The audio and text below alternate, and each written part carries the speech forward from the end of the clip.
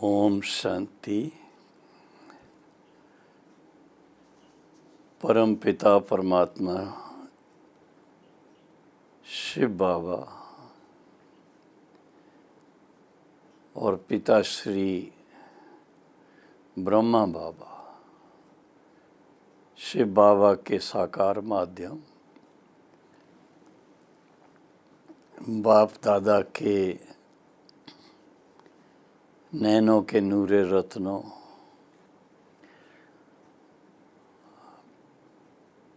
भारत के कोने कोने में तथा विदेश में 140 देशों में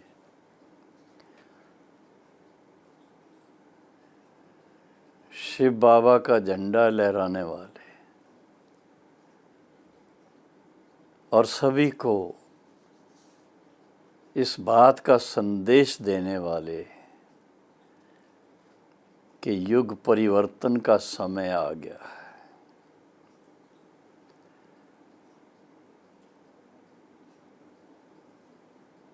प्रैक्टिकल देख रहे हैं, बहुत सारी घटनाएं दुनिया के अंदर हो रही हैं।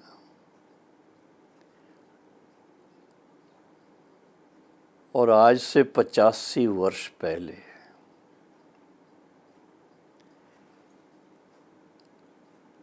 हम सब के अति प्रिय पिता श्री ब्रह्मा बाबा को जब शिव बाबा ने दिव्य साक्षात्कार कराए, उस समय जानी जानहार उस परम पिता परमात्मा ने विश्व परिवर्तन का साक्षात्कार कराया। आप हम सब जानते हैं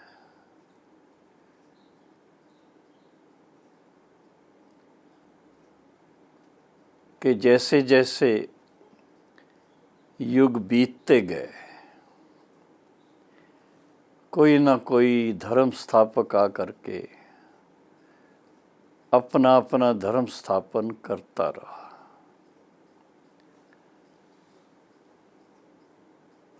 उन्होंने कभी ये नहीं कहा कि ये युग परिवर्तन का समय आ गया है।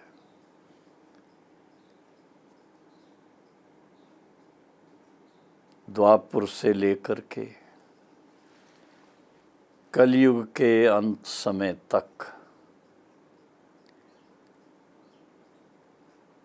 जो भी पवित्र आत्माएं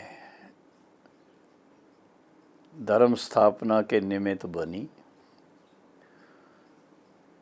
उन्होंने इस धरा पर आकर सबका ध्यान परम पिता परमात्मा की तरफ खिंचवाने का संदेश दिया। और उनके संदेश का हर एक धर्म में अपना अपना धर्म शास्त्र बन गया।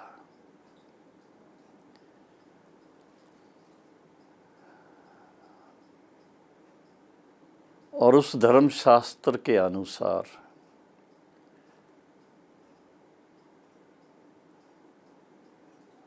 भक्ति भाव की जो भी बातें थी,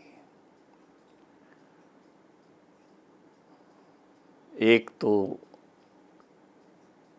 परमात्मा पिता को मानना और उनकी महिमा, और उसके साथ हर एक धर्म के अपने जो विशेष गुण हैं, मर्यादाएं हैं, उन सब को जीवन में ला करके अपने अपने धर्म की पालना भी करना, उसकी संरक्षण भी करना। अब उस हिस्टोरिकल पार्ट को मैं अभी आज नहीं बताना चाहता, लेकिन इस समय का जो माहौल है, चारों तरफ कुछ न कुछ ऐसी बातें हो रही हैं जिनको देख करके इस दुनिया से व्यक्ति को वैराग आता है। जिसको हम कहेंगे, अगर किसी को टेम्परेरी वैराग आता है, जैसे कोई अपना नियर एंड डियर वन शरीर छोड़ता है, तो उस समय कुछ समय के लिए वैराग ज़रूर आता है, पर फिर दुनियादारी में पड़ कर के वैसे के वैसे चलते रहते हैं। पर सारे विश्व के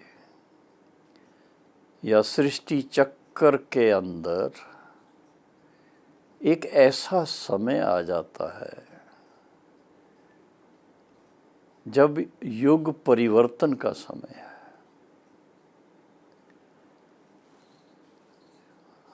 सभी जानते हैं ये कलयुग है।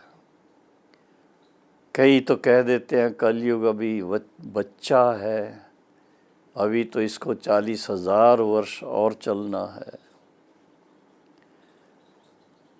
तो हमारे कोई बुद्धिजीवी भाई बहने वो कहते अगर बच्चा इतना दुखी कर रहा है तो 40,000 वर्ष में क्या हाल हो जाएगा।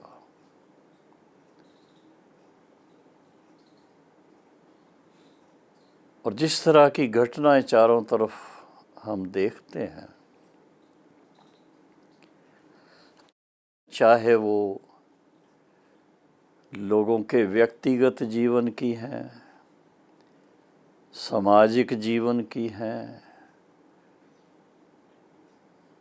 राष्ट्रीय स्तर की बातें हो रही हैं, अंतर्राष्ट्रीय स्तर की बातें हो रही हैं, इन सब को देखते हुए जो विश्व परिवर्तन का नज़ारा ब्रह्मा बाबा ने सन 1936-37 में अनुभव किया था, दिव्य दृष्टि के द्वारा जिसको देखा था, और फिर शिव बाबा के प्रवेशता के बाद उनके मुखारविंद द्वारा इसका अच्छी तरह से वर्णन हुआ, और इस बात को सामने रखते हुए कि ये परिवर्तन होना है, इसको कोई रोक नहीं सकता, लेकिन उसके लिए परमात्मा का, परम पिता परमात्मा शिव का एक नया युग शुरू करने का प्लानिंग, और उस प्लानिंग को ब्रह्मा बाबा को अच्छी तरह से साक्षात्कार के द्वारा अनुभव करवाया। नए युग की शुरुआत करने के लिए, नए रस्मों रिवाज की बात करने के लिए, एक बीच का समय, इससे पहले कि सतयुग की दुनिया शुरू हो और कलयुग का अंतिम समय आके पहुंचा है, तो ये एक परिवर्तन का युग चल रहा है। कलयुग किसने बनाया? कोई कहेगा 5 विकार रूपी माया ने बनाया, कोई कहेगा रावण ने बनाया,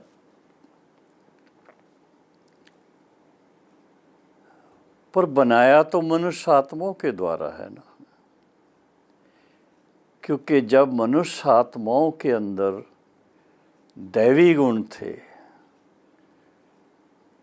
तो इस धरा पर देवताओं का राज था, उसको सतयुग त्रेता कहते थे। और अभी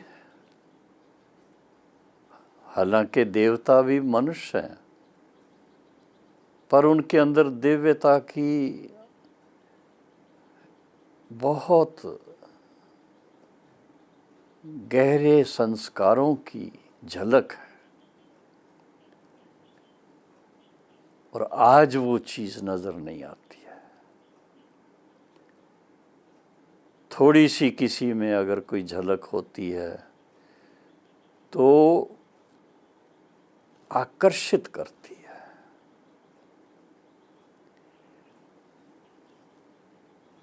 तो ये एक बेहद की बात जो है, विश्व का परिवर्तन, और उसमें ये पता लग जाए कि ये अभी कलयुग का जो अंतिम समय है ये जाने वाला है। और प्रैक्टिकल आज देख रहे हैं, किसी से पूछते नहीं हैं, किसी को बताते नहीं हैं, अचानक से कोई ना कोई ऐसा रोग, ऐसा दुख, कुछ ना कुछ आ जाता है। सभी को पता है इस समय कोविड-19 का प्रभाव कितना है। कोरोना वायरस उसने सारे विश्व को अपने चंगुल में फंसाया हुआ है। मुझे याद आता है हम लोग 1964 से लेकर के प्रदर्शनी याद बनाते थे, ज्ञान के चित्रों की प्रदर्शनी, लोगों को बताने के लिए। और उसमें एक चित्र ऐसा था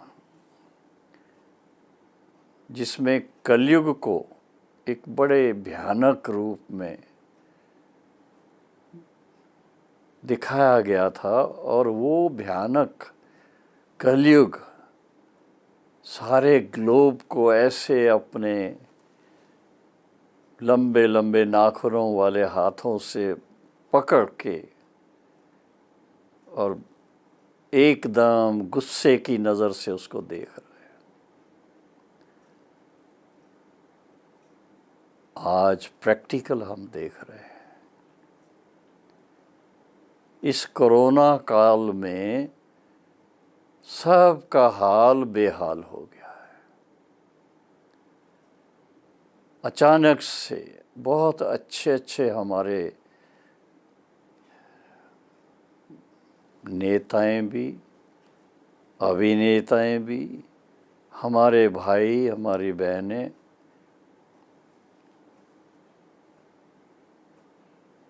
इस एक ऐसी बीमारी जिसको कोई देख नहीं सकता, कोई समझ नहीं पाता, उसका शिकार हो जाते हैं।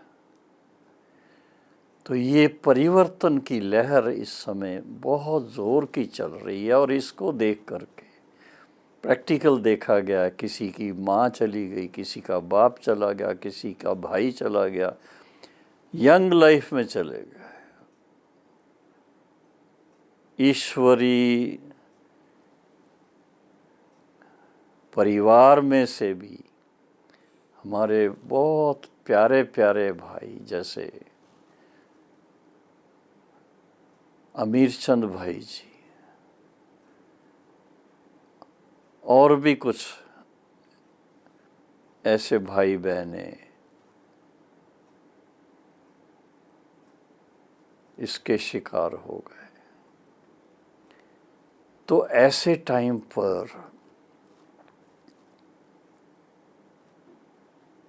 याद आ जाता है कि शिव बाबा ने ब्रह्मा बाबा के द्वारा वर्षों से हम बच्चों को इस तरह का जो माहौल है इसका परिचय दिया हुआ है और उसके अनुसार हम लोगों को बेहद का वैराग आना चाहिए था। लेकिन ये मानव प्रकृति ऐसी है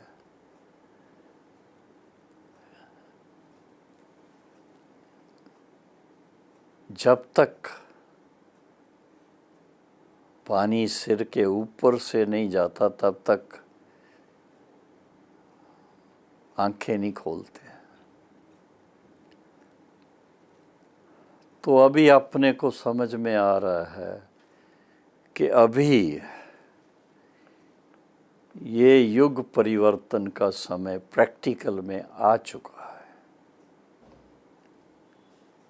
और युग परिवर्तन के समय मनुष्य आत्माओं में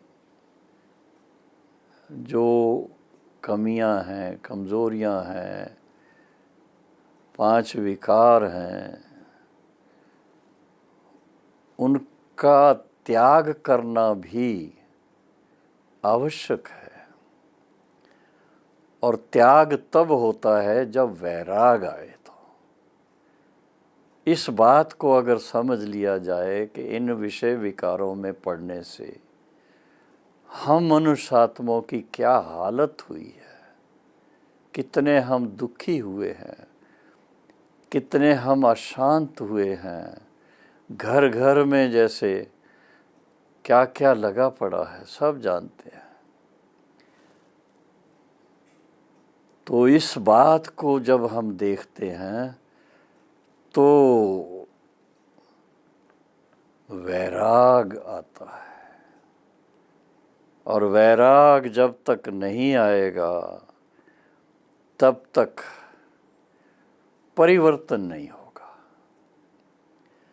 और वैराग भी कोई एक दिन के लिए या एक हफ्ते के लिए नहीं, वैराग वृत्ति होनी चाहिए। इस बात को समझ करके कि अभी समय जो चल रहा है ये परिवर्तन युग चल रहा है और इस परिवर्तन युग में जिस कलयुग में हमने जन्म लिया है वो कलयुग का अंतिम समय आ चुका हुआ है और उसके कारण हर एक को अनेक जन्मों का जो रहा सहा हिसाब किताब है वो चुकतू करने का समय आ गया हुआ है। और उसके लिए अब पुरानी दुनिया से वैराग चाहिए। यूं तो भगवानुवाच श्रीमद् भगवत गीता के शब्द हैं, देह सहित देह के सब संबंधों से बुद्धि योग हटाकर स्वयं को आत्मा निश्चय कर मुझ परम पिता परमात्मा के साथ अपना संबंध जोड़ो, अपना मन लगाओ, मुझे याद करो। क्यों? भगवान को कोई हमारी याद की आवश्यकता नहीं है, लेकिन हम आत्माएं अगर हम इस बात को पहचान लें कि ये युग परिवर्तन का समय है और हमें अब इस पुरानी कलयुगी दुनिया से अपना बोरी बिस्तर बांधना है। इस समय का जो महत्व है उसको पहचानना है कि जब स्वयं भगवान अपने वायदे के अनुसार इस धरा पर आकर के हमें संदेश दे रहे हैं तो हमें अब उसको जानना चाहिए, पहचानना चाहिए और उसके अनुसार अपने में परिवर्तन लाना चाहिए।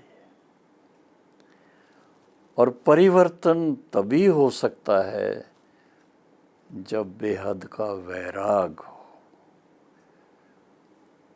इस बात को मान लेना कि ये अभी युग परिवर्तन हो रहा है। जिस कलयुगी दुनिया को हम देख रहे हैं, ऐसे स्लोगन बाबा के बच्चों ने बनाए थे, कलयुग जा रहा है, सतयुग आ रहा है। प्रभात फेरी में तो बहुत स्लोगन बोले, पर उस चीज़ को लोगों ने समझा नहीं समझा। आज इस बात की आवश्यकता है, इसको समझने की, कि अब कलयुग का अंतिम समय आ चुका है और हमें अपना अनेक जन्मों का जो हिसाब किताब है उसको चुकतू करना है। इसलिए हमें वैराग चाहिए कि और हम कोई ऐसे कर्म ना करें जो हमारे कर्म विकर्म बन जाए।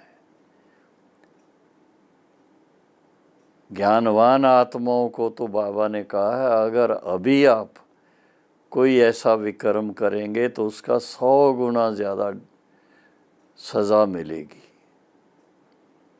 आम आदमी को तो पता ही नहीं है, ज्ञान नहीं है, तो उनको 100 गुना नहीं मिलेगी, उनको तो 1 ही गुना मिलेगी।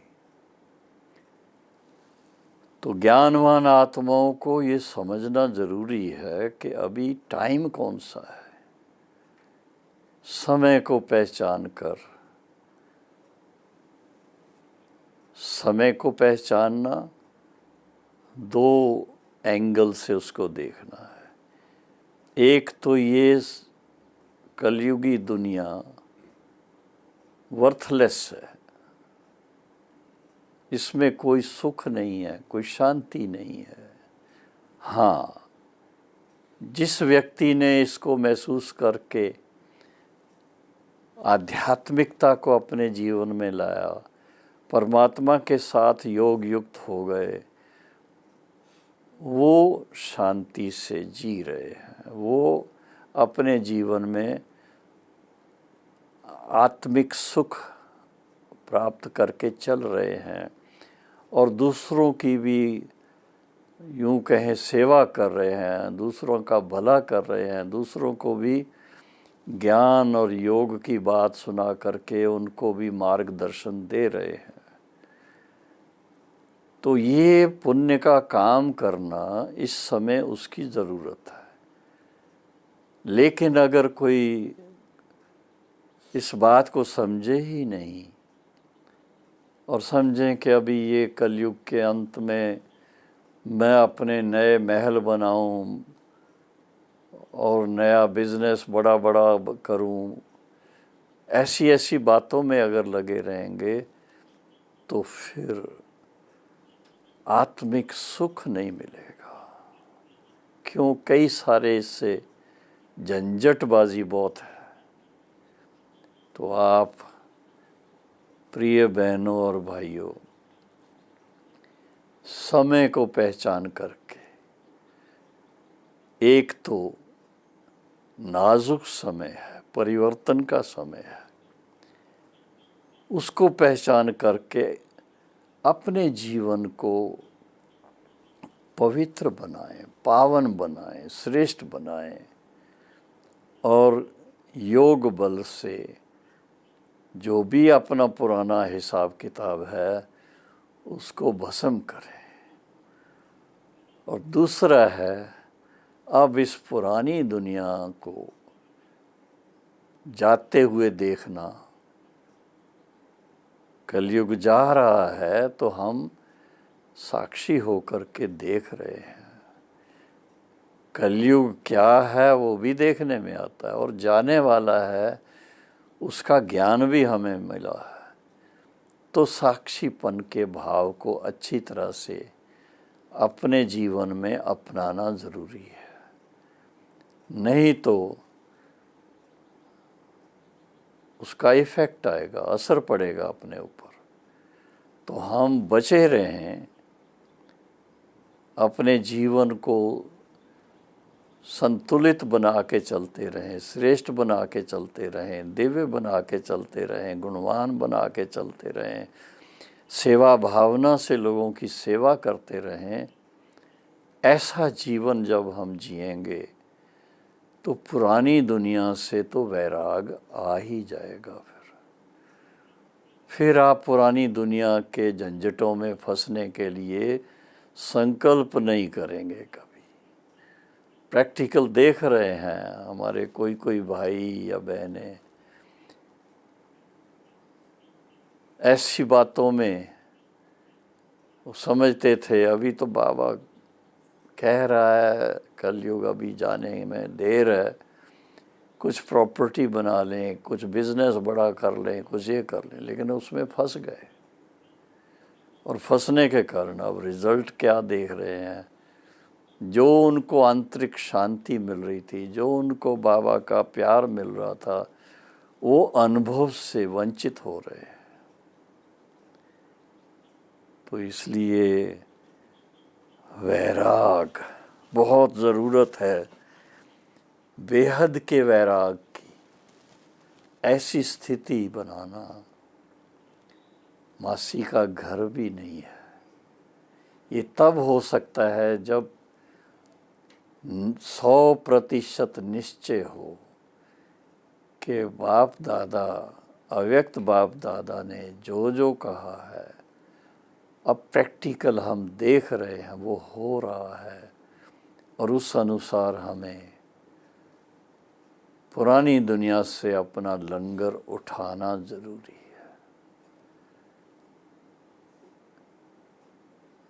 इस पार से उस पार तक जाना है, कलयुग से सतयुग की तरफ जाना है, तो कलयुग से वैराग चाहिए, तब हम जा सकेंगे। अगर कलयुग में ही फंसे रहेंगे, कलयुगी दुनिया में ही अपने आप को बिजी रखेंगे, तो फिर आने वाले सतयुगी दुनिया का आनंद नहीं ले सकेंगे। वैराग तब आता है एक तरफ जब कोई दुख के झटके लगते हैं, और दूसरी तरफ आता है जब परमात्मा पिता को पहचान लिया, परमात्मा पिता ने जो ज्ञान ब्रह्मा बाबा के द्वारा दिया है उसको समझ लिया, और उसके अनुसार निर्णय कर लिया कि अब मुझे जीते जी अपने जीवन को परिवर्तन करना है। उसके लिए हमें पुरानी दुनिया में जो 5 विकारों की दुनिया है, इससे बेहद का वैराग चाहिए। और उसके लिए सहज तरीका है, अगर आप बाबा के बच्चे बन करके रोज़ ईश्वरी याद और ईश्वरी ज्ञान का अध्ययन करते रहते हैं और उसके अनुसार अपने जीवन में श्रेष्ठ अनुभव करते रहते हैं, तो स्वतः ही पुरानी दुनिया से वैराग आ जाता है। लेकिन बेहद का वैराग चाहिए। ब्रह्मा बाबा ने अपने जीवन में 60 वर्ष की आयु तक एक राजा की तरह जिया, लेकिन जैसे ही उनको ये दिव्य साक्षात्कार हुए तो बेहद का वैराग आ गया। तो आज इस बात की आवश्यकता है, झंझटों में ना फंसे रहे, बेहद के वैरागी बन करके और ईश्वर के दिल तख्त नशीन बन करके सच्चे सुख और शांति का आनंद लें। ओम शांति।